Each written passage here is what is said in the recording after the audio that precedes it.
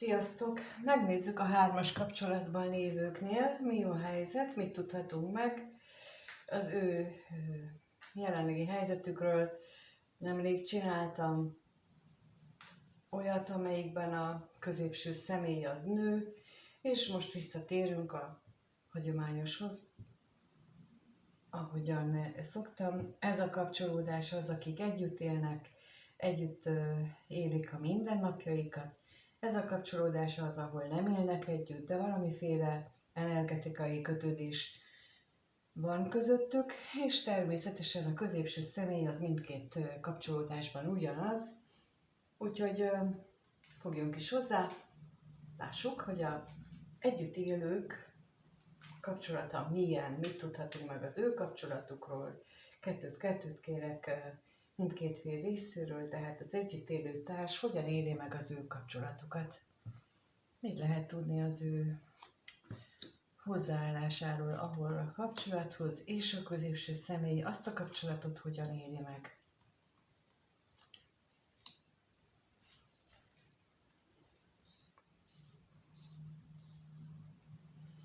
Úgy tűnik, hogy a társ nem teljesen elégedett a kapcsolódással, ő úgy érzi, hogy kiüresedett, viszont az is lehet, hogy a hűséget érzi, hogy kiüresedett, vagyis hogy eltűnt a kapcsolatból a hűség, a kitartás. A középső személy viszont határozottan úgy érzi, hogy az egy tartós kapcsolat, ami nagyon fontos a számára. Na és akkor megnézzük a kevés pénzről, mit tudhatunk meg.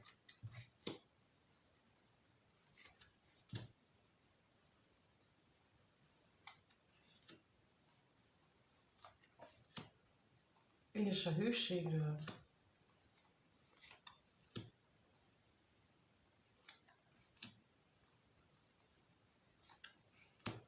Hát itt olyan, mintha hirtelen kiderültek volna a dolgok, amit aztán nagy csetepaté követett, jókora veszekedés, vita, a társ kiborult, és megállapította, hogy az a másik kapcsolat, ami kiderült, hát ez bizony sokkal jobban érinti, vagy sokkal inkább van benne érzelem a középső személy részéről, mint ebben a kapcsolatban. Úgyhogy ő így éli meg, hogy hát ezért mondtam, hogy ebben a kapcsolatban már nincs hűség, már nincs kitartás, itt már nincs semmi sem. Tehát, hogy itt ez a kapcsolódás, ez nem túl jó. Miközben a középső személy meg erre azt mondja, hogy nem kell ezt ilyen nagyra felfújni. Na és akkor lássuk, hogy mi itt a házasságlapja.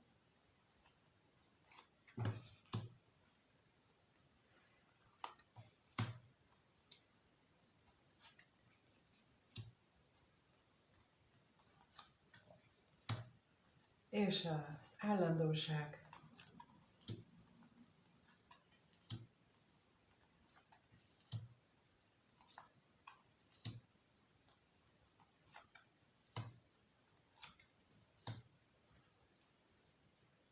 Olyan, mintha az, hogy kiderült a dolog, ez a középső személynél ez egy ilyen hatalmas lelki traumát okozott.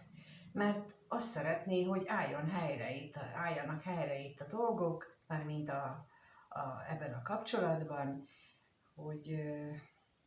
hogy fejeződjön be itt ez a veszekedés, a viták, és azt reméli, hogy akkor visszaáll minden a megszokott kerékvágásba, mert hogy ő közben ráeszmélt arra, hogy ő itt most hibázott.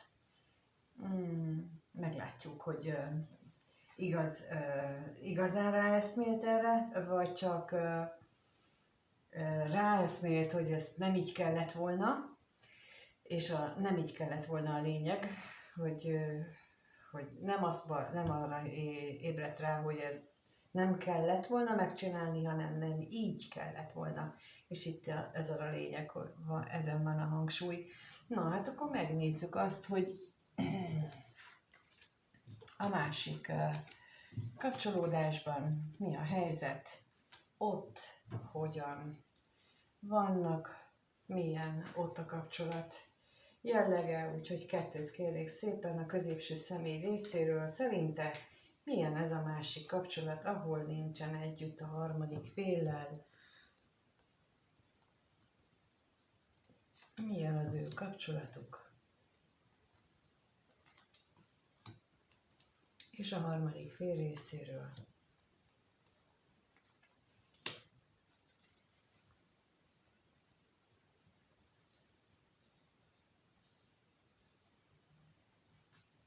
Hát a középső személy hát mindenféléket próbál mondani, menti a menthetőt, és a harmadik fél pedig úgy gondolja, hogy szegény középső személy. Na és megnézzük a bírót.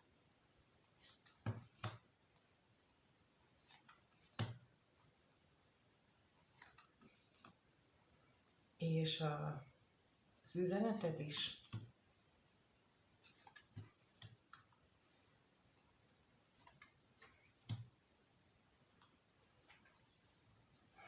Sok mindennel elgondolkodik itt a középső személy láthatólag, tehát ott az előbb, amikor kijött, hogy nagy lelki megrázkódtatást okozott neki az, hogy kiderültek és ahogyan reagáltak otthon az egészre, erre a kapcsolódásra.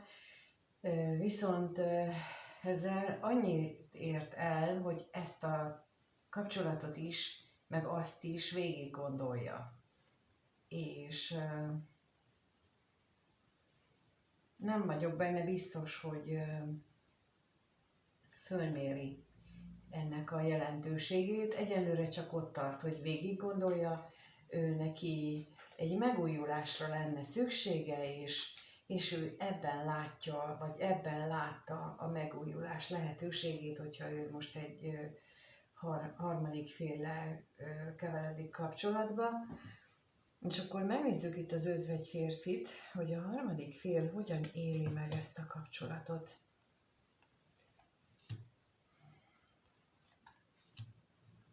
És a hűségre kérnék szépen.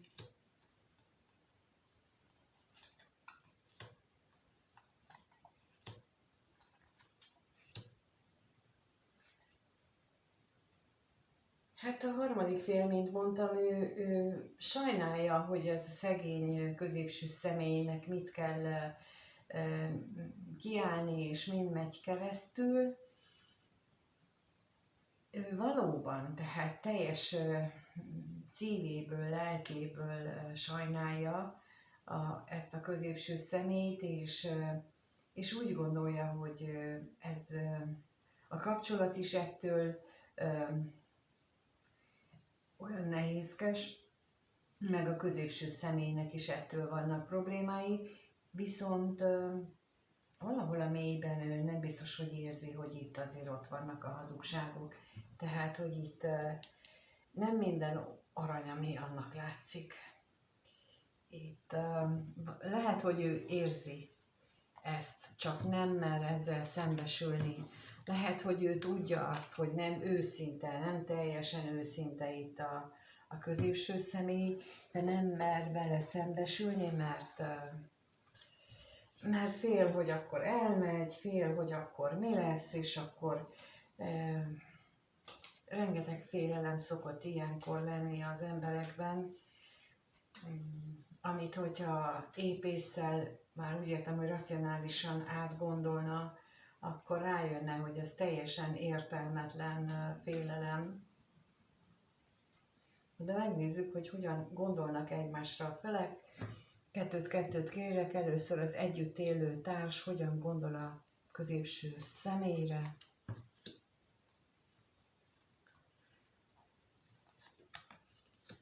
És a középső személye, a középső vagy a társára.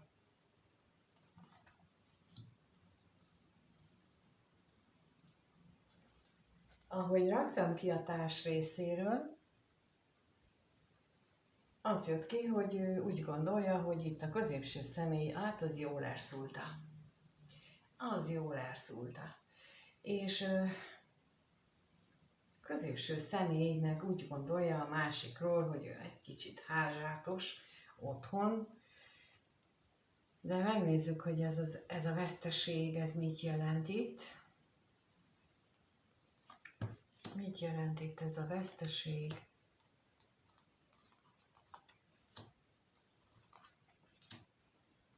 És a váratlan öröm mit jelent?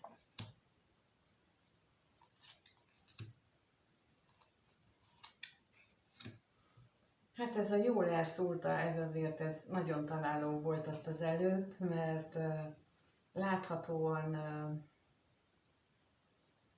mélyen érinti érzelmileg a társat. Nagyon is nehezére esik ezzel szembesülni, és lehet, hogy hirtelen nagy arcúcsapás volt ez neki, inkább így mondom. Tehát ahogy kiderült, igen, az is, ahogy kiderült, vagy ahogy ráébredt az igazságra, az nagy arcúcsapásként érte. És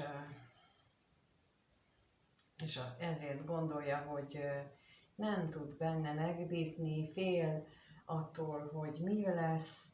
Ugyanakkor pedig azt is látom, hogy itt nem a vállás gondolata jutott elsőre eszébe, hanem hogy ez a bizonytalanság. Tehát azért itt ez nagyon fontos, hogy neki az nagyon mély érzései voltak, és egy nagyon nagy ütésként élte meg ennek a kiderülését. Ma is itt a házra kérnénk szépen, hogy hogyan gondol a középső személy a társára,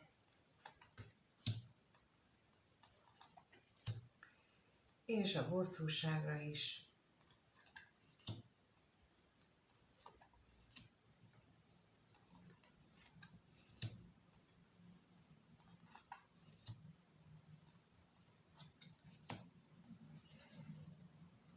Úgy látom, hogy a társával kapcsolatosan ugye azt gondolja alapvetően, hogy itt hát lehetnek viták, meg újra és újra előkerül, viszont mégiscsak arra vágyik, hogy itt ez a kapcsolat, kettejük kapcsolata az megmaradjon, az stabil maradjon, szeretné, hogyha megújulna itt a kettejüknek a dolga, bár tudja, hogy ez azt is jelenteni, hogy ő neki, hát mondjuk úgy, hogy titokban kellene ezt a harmadik féllel való kapcsolatát tartania, és vagy a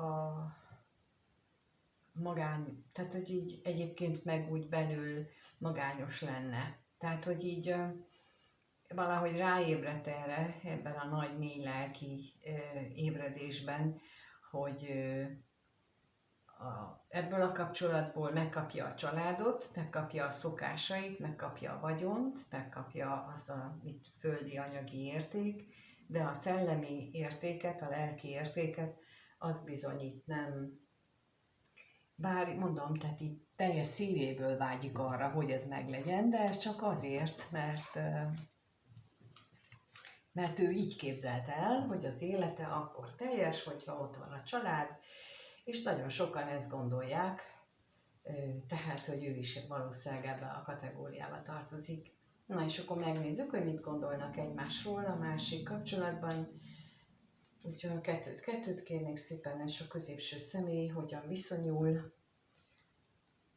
viszonyul a harmadik félhez, mit gondol róla, és a harmadik fél a középső személyről mit gondol.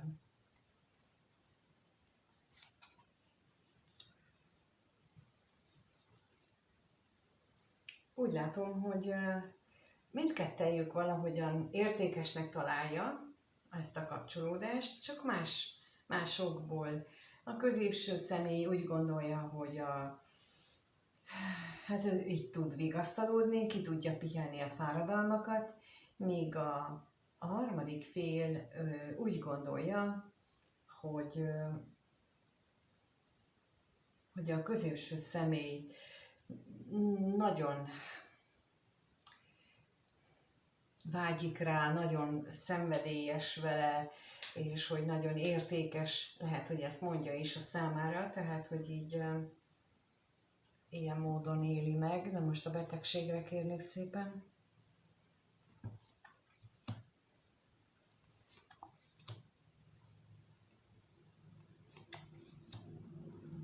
És a szerencsére is kérek.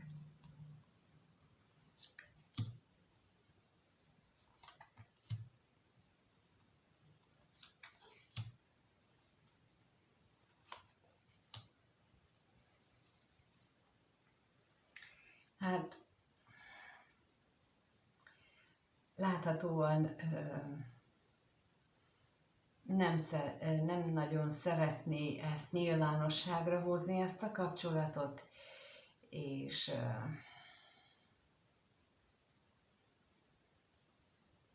nem is nagyon akar erről kommunikálni, őszintén szólva. Tehát azt hiszem, hogy itt arról lehet szó, hogy amikor erre kerül a beszéd, akkor kitérő válaszokat ad, akkor húzza az időt, halogatást.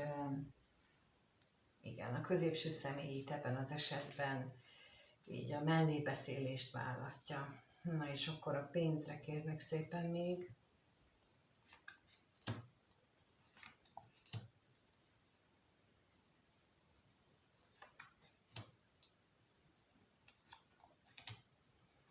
És ezt is kérem.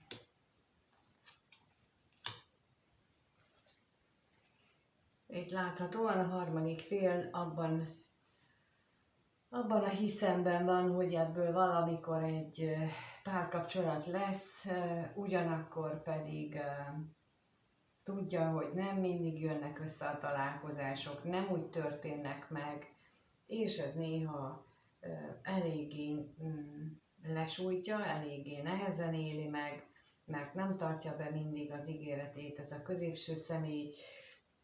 Én ebben az esetben azt gondolom, hogy itt érdemes elgondolkodni a harmadik félnek, látva így a többi lapot is, hogy mindenkinek a saját kapcsolatában, hogy vajon tényleg van-e esély arra, hogy ebből egy közös párkapcsolat lesz, vagy a statisztikának megfelelően, ahogyan a 90%-a, bőven 90% fölött nem hagyja el a családját a középső személy ilyen esetben, hanem visszatér oda, és csak ez egy kirándulás az életében, mert fontos számára a meglévő dolog, vagy a meglévő kapcsolata, az ottani dolgok. Szóval itt hasonló, ez látszik itt is.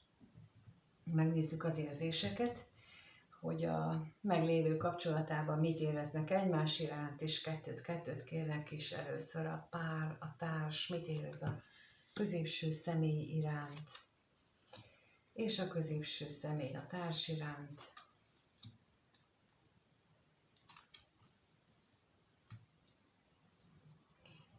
Hát a társ részéről azt látom, hogy itt lehetséges, hogy van gyermek is, és akkor ugye ő a család fenntartó, és akkor a gyermekre kérek szépen.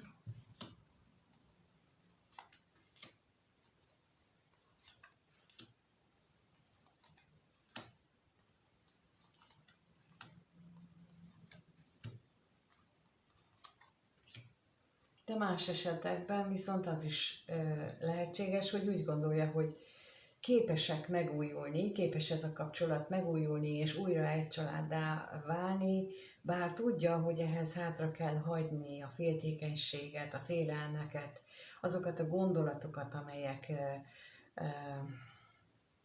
amelyeket ő nehezen tud egyelőre kiverni a fejéből, de lehet, hogy úgy érzi, hogy ezt ő mégis képes rá. Na nézzük itt a tolvajt. hogy minek kellene itt napvilágra kerülni.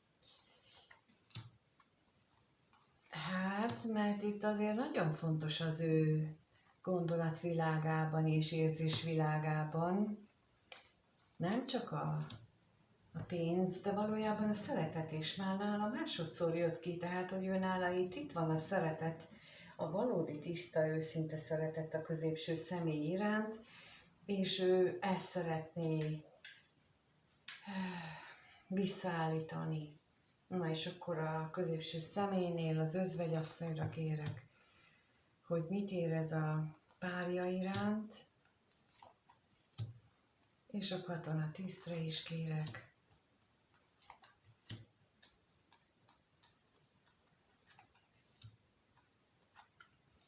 Hát itt sajnos nem mondhatom el, hogy ő nála vannak érzések, sokkal inkább azt mondanám, hogy már kihűltek az érzések. Lehet, hogy időnként behazudja őket, mondjuk így, vagy a helyzet, amikor úgy kívánja, akkor, vagy éppen úgy érzi, hogy most tényleg érez valamit, akkor őszintének tűnően tudja ezt kinyilvánítani, hogy van ott még érzés benne, de láthatólag csak inkább az a lelki kötődés, amit ő megél itt, és az a bizonytalanság, hogy ő mihez kezdene. Itt ebből most én inkább azt érzem, hogy olyan, mint hogyha ő neki itt a társ az egy biztonságot adna. Itt akkor most az anyamintát érzékelem belőle, hogy nagyon sok esetben az a helyzet, hogy azért, tehát amikor párt választ valaki, akkor az anya vagy az apa hiányzó, amit nem adott meg neki az anyukája vagy az apukája, akkor azt keresi a másikban, és olyan társat választ magának. És itt még azt érzékelem, hogy még mindig ezt jelenti a számára a társa, hogy ezt az anyapótlást jelenti, míg a társ részéről ő egy felnőtt üzemmódban működik, őnála ott vannak a tiszta érzések, de itt a középső személynél határozottan azt látom, hogy ő neki még ezt fel kellene dolgoznia. Tehát ő azért ragaszkodik a családhoz, mert ő neki a hozott mintát, a család mintájával, a belső gyermeki sérülésekkel még dolga lenne, és ő ezt valahogy mélyen érzi, hogy ezzel a személlyel tudná ő ezt megoldani. Viszont, mivel ez ilyen nagyon erősen itt van, ezért valószínűleg ő azért keres harmadik felet, mert el akar menekülni ezelől a feladat elől. Ez is benne szokott lenni a harmadik feles kapcsolódásban. Na és akkor megnézzük azt, hogy hogyan éreznek egymás iránt a harmadik féllel, tehát akivel nem élnek együtt. Kettőt kérek, a középső személy mit érez a harmadik fél iránt, és a harmadik fél a középső személy iránt.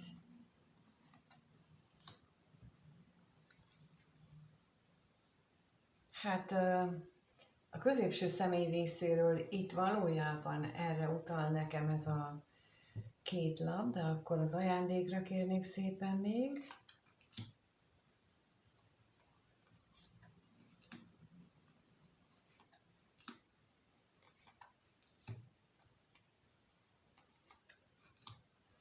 És az állandóságra.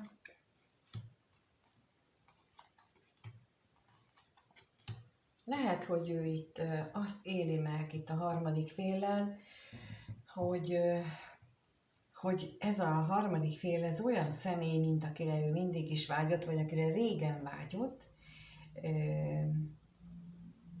és ezek az érzések, ezek újak és frissek a számára, és egyébként meg jó vele lenni, és hogy így lelkileg is jobban tudnak kapcsolódni, De ez nem mond ellent annak, amit az előbb mondtam, sőt, pont azt támasztja alá, hogy ő onnan menekülne, és ez egy újabb anya minta az ő számára, mert ott már terhes abban a kapcsolatban, mert ott már kellene felnőtté válni, felelősséget vállalni. Itt meg még jó darabig megmaradhat a régi energiájában. És a középső, vagy a harmadik fél részéről pedig, na erre rákérdezünk, hogy akkor a tolvaj mit jelent itt, és az özvegyasszony is.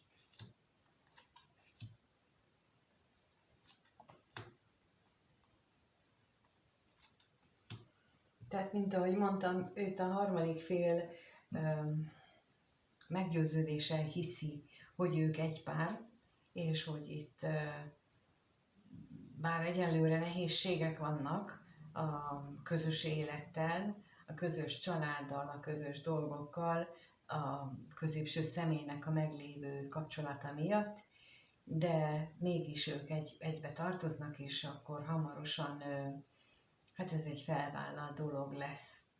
És itt, ha valaki ilyen nézi, akkor kérem, hogy gondolja végig, amit mondtam, hogy itt ebben az energiában nagyon lehet érezni azt, hogy ez a középső személynek még ilyen anyamintával lévő problémái vannak, és azt ugyanúgy hozná magával, és ez bizony nagyon hamar, 1-2 éven belül ugyanez lenne itt, mint a másik kapcsolatban, csak akkor van értelme új kapcsolódást keresni, ha ezek a belső sérüléseinket feldolgozzuk, ha nem, akkor ő megy tovább. Mert hogy ha abban a másik kapcsolatban nem vállalja be azt, hogy ő meggyógyítja magát, akkor egy sokkal, vagy hát egy ilyen másikban, ha nem kellően okosan csinálja itt a harmadik fél, akkor így biztosan nem fogja megoldani, és ő még hamarabb fog indulni tovább, és még hamarabb rá fog jönni, hogy ha itt is azt szeretnék, hogy én felnőtté váljak, és azt nem tudom, azt én nem akarom, én megyek tovább. Szóval, hogy itt azt kérem a harmadik féltől, hogy megint csak, hogy logikusan gondolja végig ezeket a dolgokat, mert itt nem arról van szó, hogy nem lehet szeretni, meg hogy itt nem szeretné ez a középső személy. Hát sokkal több érzelem van ebbe az irányba, mint a meglévő kapcsolat felé, de ott inkább azért gondolom, hogy nincsen, mert hogy ott már nagyon nyomja őt az a szokás, vagy az a teher, hogy ott ő neki fel kellene vagy nőnie, felelősséget kellene vállalni. Itt meg nem. Itt még csak élvezi azt, hogy ő szerethet, meg őt szeretik.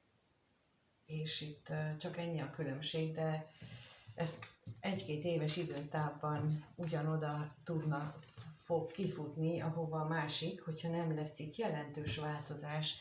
Úgyhogy itt ezeket érdemes lenne átgondolni, és akkor megnézzük, hogy hogyan alakul ez a kapcsolat a következő 1-2 hétben.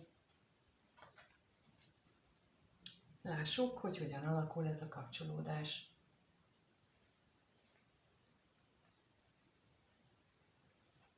A 2-t kérjük szépen a meglévő társ részéről, hogyan alakul az a kapcsolódás. És a középső személy részéről.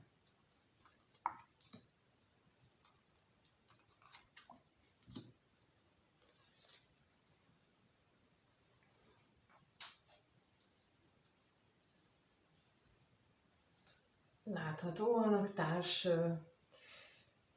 valamiféle ígéretet kaphatott, de minden esetre olyan, mintha ő visszazökkenne a régi kerékvágásba, és várja, hogy itten jó irányba haladjanak a dolgok, és akkor az örvendezésre kérek.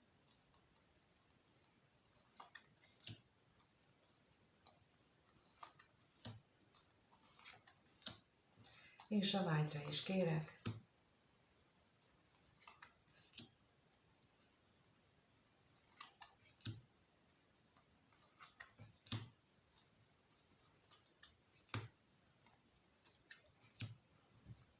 Mert végig gondolta, hogy ő mit csinálhat, vagyis ő milyen választása van, mit kellene neki tenni, és bízik abban, hogy a sors is besegít az életébe, vagy az életükbe, és arra vágyik, hogy itt tulajdonképpen ez az eltávolodás, ez megszűnjön és megmaradjon a kettejüknek a köteléke, bár úgy látszik, hogy ez egyelőre nehéz, de mégis vágyik arra, vagy hát reménykedik benne, hogy akkor ebből lesz valami jó.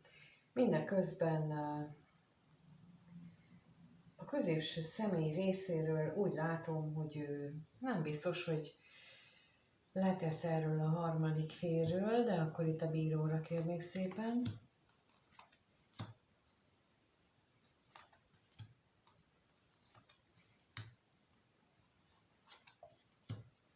És a látogatásra is kérek.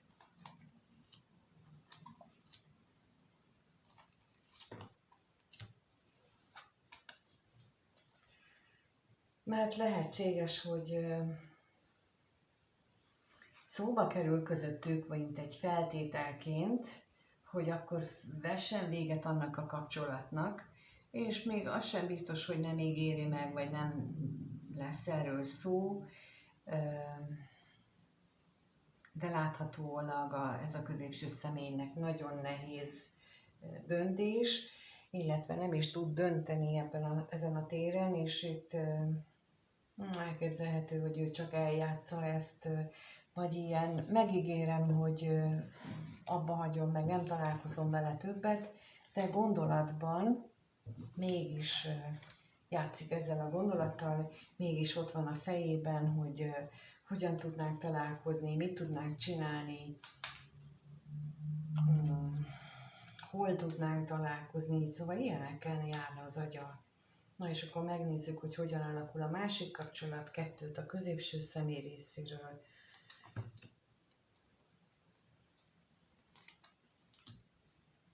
És a harmadik fél részéről. Hogyan alakul?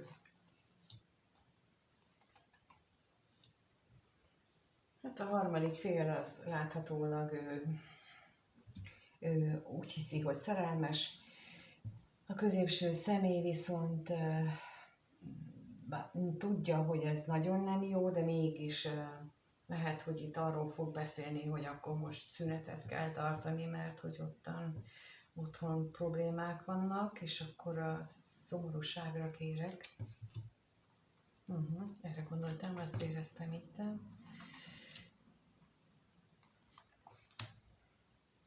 És az üzenetre is kérek.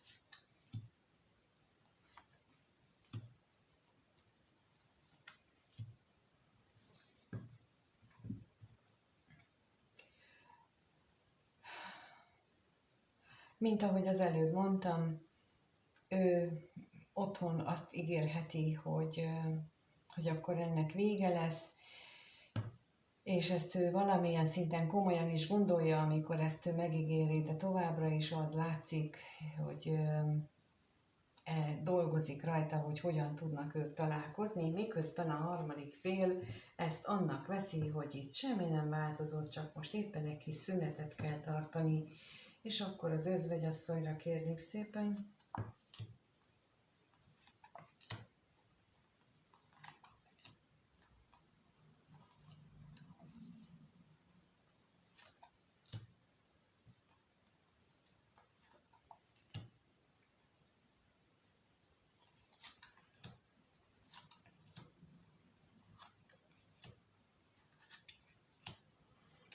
Ezt támasztják alá lapok is, hogy a középső személy, vagyis a harmadik fél reménykedik abban, hogy a középső személynek a félelmei, a belső vívódása, az végül is majd oda vezet, hogy ő mégiscsak marad ebben a kapcsolatban, mert ez nagyon fontos a számára ez a kapcsolat. És továbbra is jól fogják együtt érezni magukat, továbbra is csinálják, vagy folytatják ezt az egészet, de emlékeztetni szeretnék mindenkit, hogy ebből így, tehát hogy amikor van egy döntési helyzet, és a középső személy nem az dönti, hogy ő jön, tehát hogy ő változtat, akkor az azt jelenti, hogy ő később sem fog változtatni. Mert hogy abban a pillanatban, hogyha a harmadik fél ilyenkor kitart, akkor ő elvesztett egy játszmát, már bocsánat, de a középső személlyel, aki innentől kezdve tudja, hogy ő akkor jön és megy a harmadik félhez, amikor ő akar, és innentől kezdve ő itt ezt a kapcsolatot, már mint a harmadik felet úgy kezeli, hogy ő neki ez egy ilyen, ő neki itt mindent megbocsátanak, mert hogy ő annyira jó. És itt ezt javaslom átgondolni minden érintettnek, még beleértve a meglévő társat is, hogy ő is gondolja át, tehát hogy amit mondtam, hogy látszólag történik itt csak az, hogy megszűnik a harmadik feles kapcsolódás,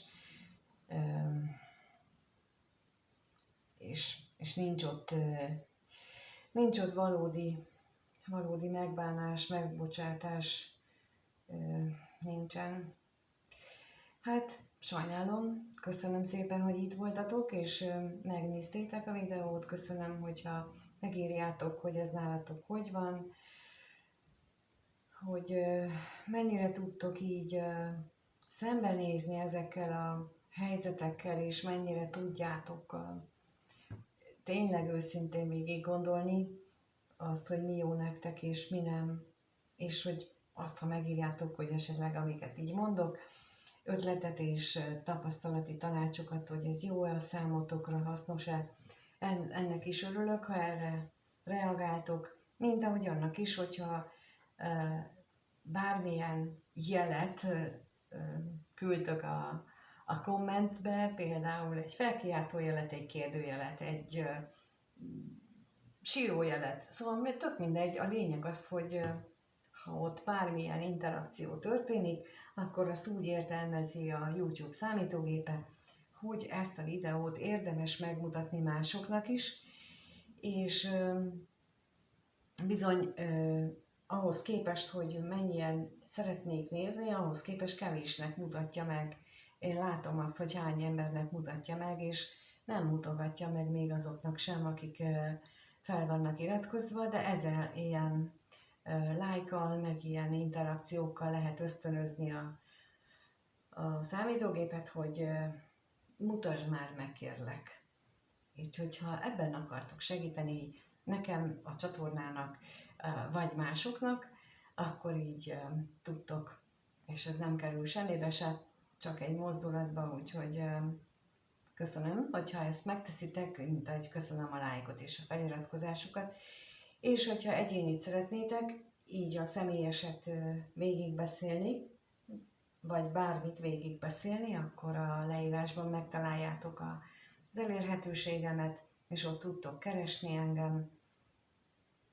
Köszönöm, hogy itt voltatok, és mindenkinek minden jót kívánok, sziasztok!